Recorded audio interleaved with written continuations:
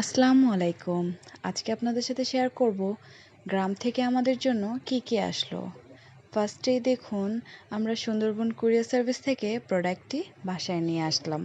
নিয়ে আসার পরে এটা কেটে ফেললাম কেচি দিয়ে সুন্দর করে। বস্তাটা কিন্তু খুব সুন্দর করে সেলাই করা ছিল, সো দ্যাট আমাদের কোনো পড়ে যাওয়ার বা কোনো কিছুরই ভয় ছিল না।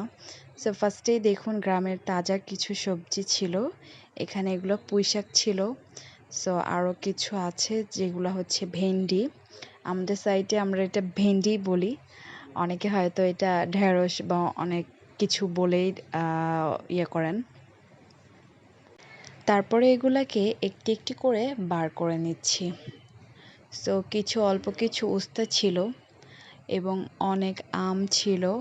সো আমগুলা সবগুলা পাকা না, মানে কিছু কাঁচা আমই আমরা পাঠাতে বলেছিলাম যাতে করে আমরা রেখে রেখে খেতে পারি।